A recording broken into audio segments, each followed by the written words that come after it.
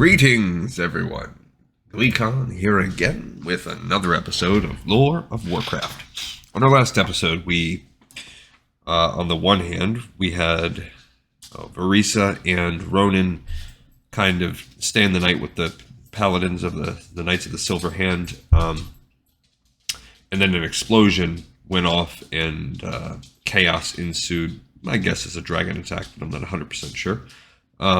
And we also then saw the negative plight of poor Alexstrasza with the reveal that Necros is being kind of played. Deathwing has his hands in that pie as well as manipulating Lordaeron. He's also manipulating the Horde. All right, so stay a while and listen to this one. It is Chapter 5 of Day of the Dragon. We had nothing to do with the explosion, Varisa insisted. Why would he do something like that? He is a wizard, Duncan returned flatly, as if that answered any and all questions. They care nothing about the lives and livelihoods of others. Well aware of the prejudices of the Holy Order toward magic, Varisa did not try to argue that point. As an elf, she had grown up around magic, even could perform some slight bit herself, and so did not see Rhonin in the terrible light that the paladin did. While Rhonin struck her as reckless, he did not seem to her so monstrous as to not care about the lives of others. Had he not helped her during their flight from the dragon? Why bother to risk himself? He could still have gotten to Hasek on his own. And if he is not to blame, Lord Centaurus continued, then where has he gone? Why is there no trace of him in the rubble? If he is innocent of this, his body should be there along with the two of our brothers who perished during his spell. The man stroked his beard slightly. No, this foul work is the fault of his, mark me. And so you would hunt him down like an animal, she thought. Why else had Duncan summoned 10 of his best to ride with them in search of the missing spellcaster? What Varisa had originally seen as a rescue mission had quickly revealed itself as otherwise. When she and the rest had heard the explosion, discovered the ruin, the elf had felt a twinge inside her heart. Not only had she failed to keep her companion alive, but he and 2 other men had perished for no good reason. However, Duncan had clearly from the first seen it otherwise, especially when a search had revealed no trace of Rhonin's corpse among the rubble. Her first thought had been of goblin sappers. I did actually have that thought also, too. Well-versed in sneaking up to a fortress and setting off deadly charges. But the senior paladin had insisted that his region had been swept clean of any trace of the elements of the Horde, goblins especially. While the foul little creatures did possess a few fantastic and utterly improbable flying machines, none had been reported. Besides, such an airship would have had to move with lightning speed to avoid detection, something not possible for the cumbersome devices.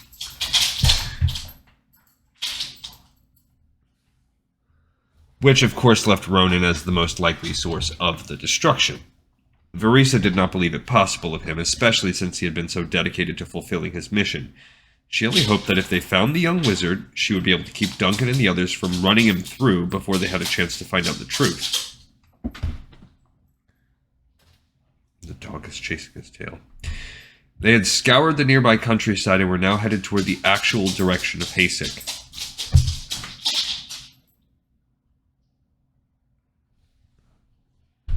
Although it had been suggested by more than one of the younger knights that Rhonin had likely used his magic to spirit himself away to his destination, Duncan Centaurus had evidently not thought enough of the wizard's abilities in that respect to take it to heart. He fervently believed that they would be able to track down the rogue mage and bring him to justice. And as the day aged and the sun began its downward climb, even Varisa began to question Rhonin's innocence. Had he caused the disaster, then fled the murderous scene?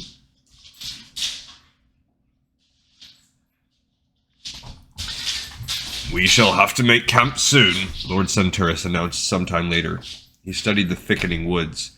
While I do not expect trouble, it would serve us little good to go wandering through the dark, possibly missing our quarry at our very feet. Her own eyesight superior to that of her companions, Varisa considered continuing on by herself, but thought better of it. If the Knights of the Silver Hand discovered Rhonin without her, the wizard stood little chance of surviving. They rode on a bit farther, but spotted nothing. The sun slipped below the horizon, leaving only a faint glow of light to illuminate their way.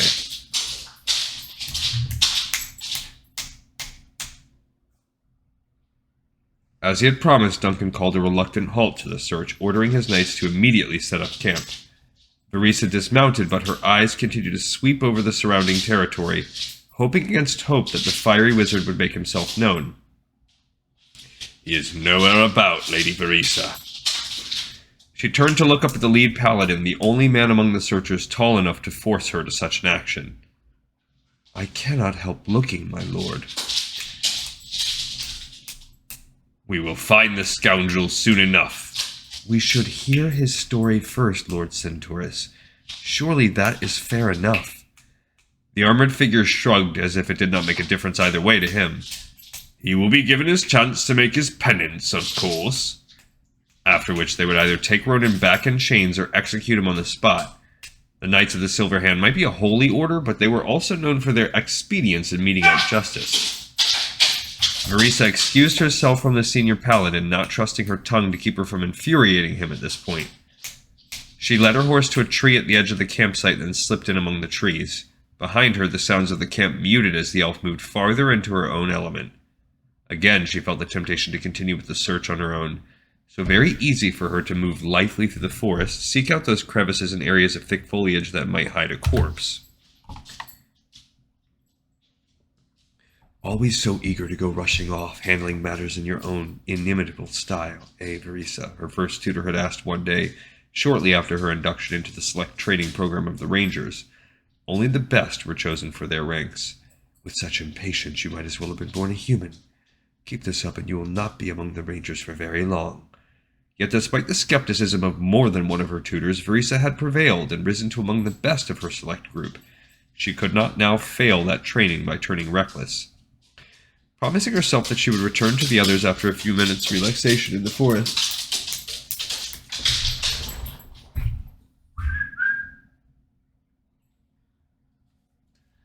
The silver-haired ranger leaned against one of the trees and exhaled. Such a simple assignment, and already it had nearly fallen apart not once but twice. If they never found Rhonin, she would have to think of something to say to her masters, not to mention even the Kirin Tor of Dalaran. None of the fault in this lay with her, but a sudden gust of wind nearly threw Verisa from the tree. The elf managed to cling to it at the last moment, but in the distance she could hear the frustrated calls of the knights and the wild clattering of loose objects tossed about. As quickly as the wind struck, it suddenly died away. Verisa pushed her disheveled hair from her face and hurried back to camp, fearful that Duncan and the others had been attacked by some terrible force akin to the dragon earlier that day. Fortunately, even as she approached, the ranger heard the paladins already discussing the repair of their camp, and as she entered the area, Verisa saw that, other than bedrolls and other objects lying strewn about, no one seemed much out of sorts. Lord Centaurus strode toward her, eyes filled with concern. "You are well, milady. No harm has come to you." "Nothing. The wind surprised me, that is all." "Surprised everyone." He rubbed his bearded jaw, gazing into the darkened forest. "It strikes me that no normal wind blows in such a manner." He turned to one of his men. "Rhonin, double the guard. This may not be the end of this particular storm." "Aye, my lord," a slim, pale knight called back. "Christoph! Jacob! Get!"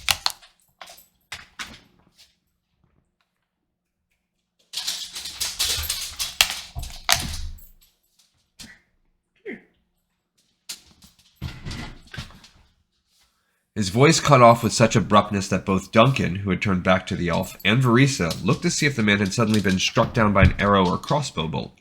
Instead, they found him staring at a dark bundle lying amidst the bedrolls. A dark bundle with legs stretched together and arms crossed over the chest, almost as if in deathly repose. A dark bundle gradually recognizable as Rhonin. Verisa and the knights gathered around him, one of the men holding a torch near.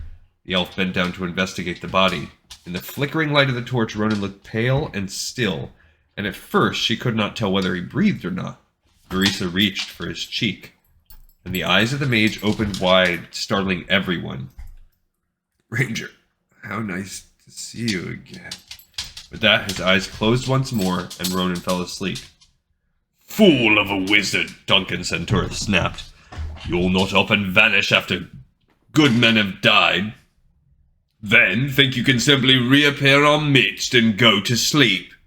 He reached for the spellcaster's arm, intending to shake Rhonin awake, but let out a startled cry the moment his fingers touched the dark garments. The paladin gazed at his gauntleted hand as if he had been bitten, snarling. Some sort of devilish unseen fire surrounds him. Even through the glove it feels like seizing hold of a burning ember. Despite his warning, Verisa had to see for herself.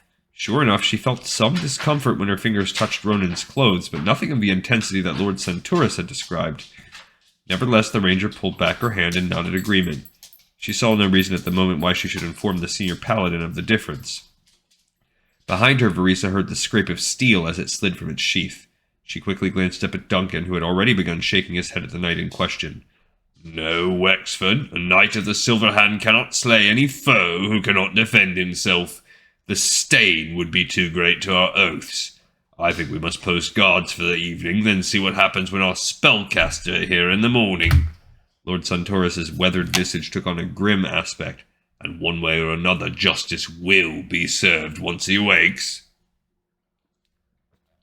I will stand by him, Verisa interjected. No one else need do so. Forgive me, milady, but your association with...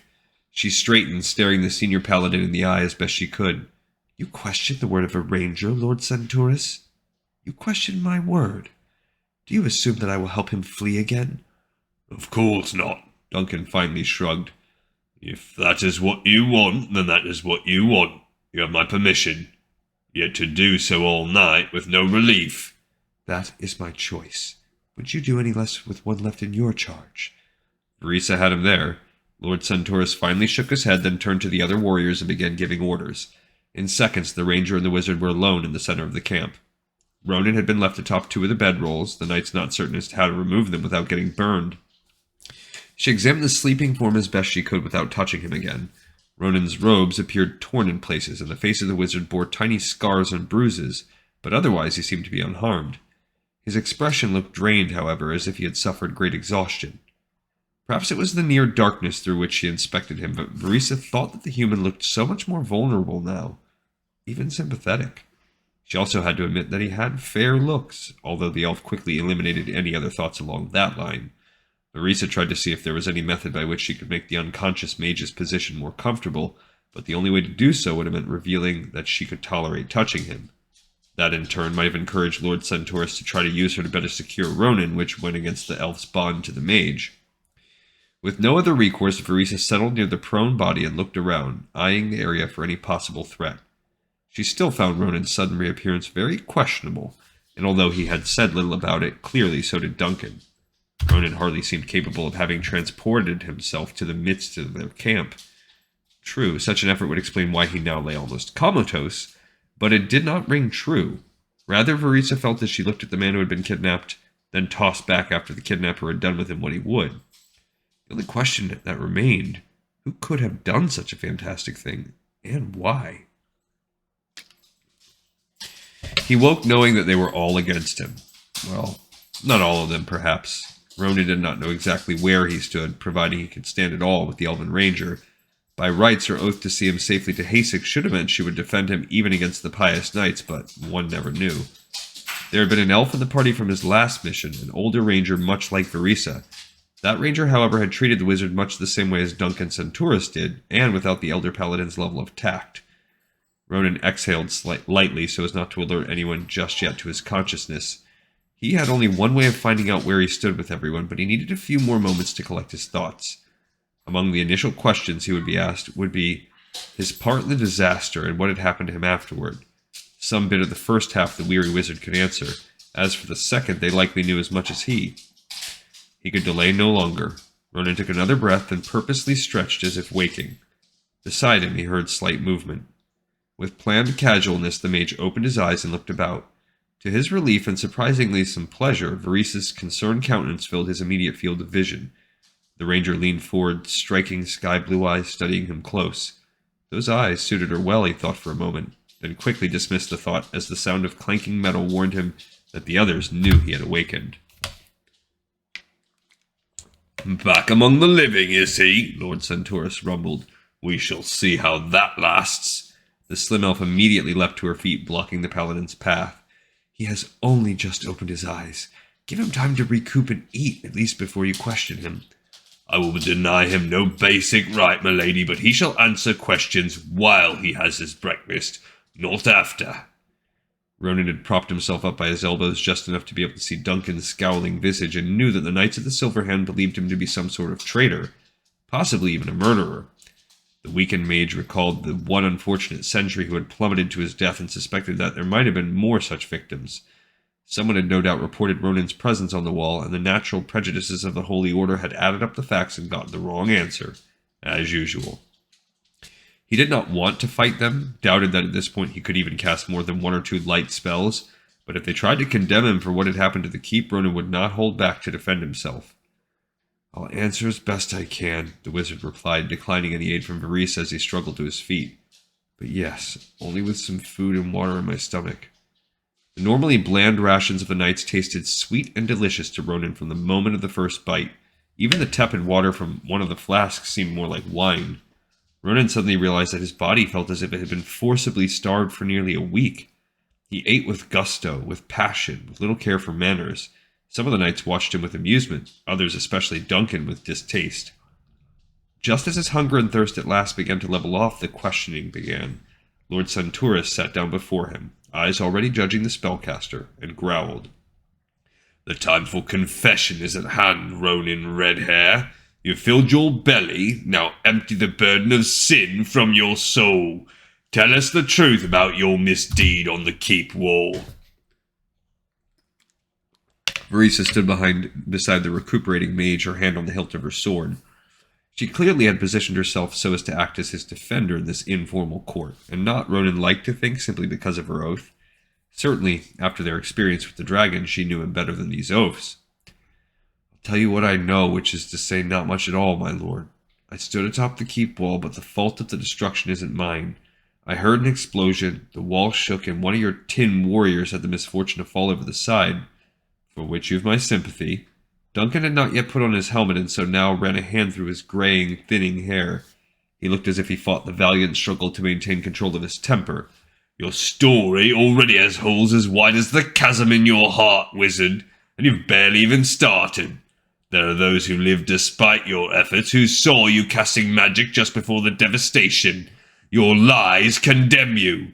No, you condemn me, just as you condemn all my kind for merely existing, Rhonin quietly returned. He took another bite of hard biscuit, then added, Yes, my lord, I cast a spell, but one only designed to communicate along the distances. I sought advice from one of my seniors on how to proceed on a mission that has been sanctioned by the highest powers in the Alliance. As the Honorable Ranger hero vouch, I'd say. Varese spoke even as the knight's eyes shifted to her. His words bear truth, Duncan. I see no reason why he would cause such damage. She held up a hand as the elder warrior started to protest, no doubt again pressing the point that all wizards became damned souls the moment they took up the art. And I will meet any man, including you, in combat, if that is what it takes to restore his rights and freedom. Lord Centurus looked disgruntled at the thought of having to face the elf in battle. He glared at Rhonin, but finally nodded slowly. Very well. You have a staunch defender, wizard, and on her word and bond I will accept that you are not responsible for what happened. Yet the moment he finished the statement, the paladin thrust a finger at the mage. But I would hear more about your own experience during that time. And if you can dredge it from your memories, how you came to be dropped in our midst like a leaf fallen from a high tree. Rhonin sighed, knowing it could not escape the telling. As you wish. I'll try to tell you all I know. It was not much more than he had related prior. Once more, the weary mage spoke to them of his trek to the wall, his decision to try to contact his patron, and the sudden explosion that had rocked the entire section. You are certain of what you heard? Duncan Centurus immediately asked him.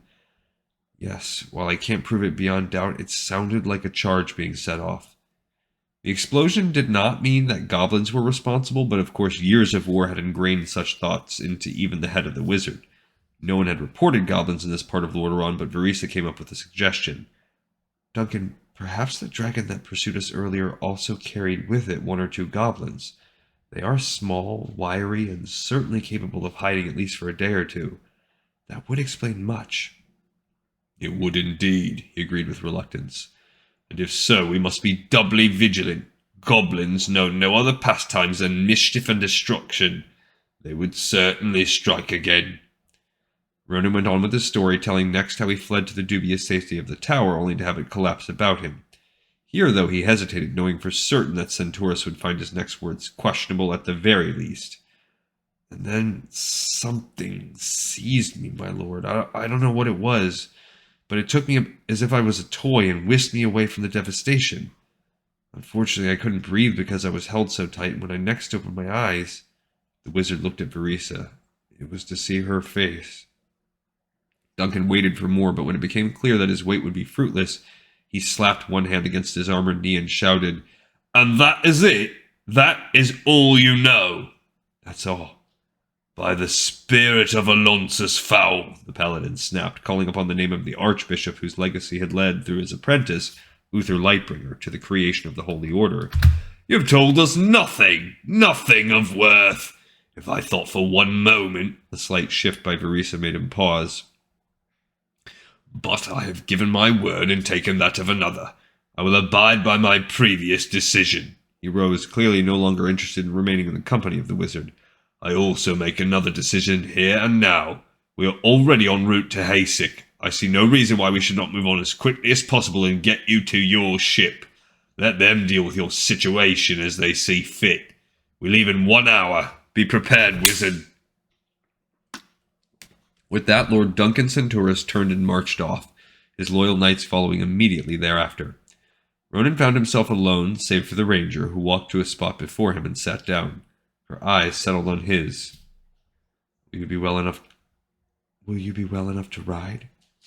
Other than exhaustion and a few bruises, I seem in one piece, elf. Rhonin realized that his words had come out a little sharper than he had intended. I'm sorry.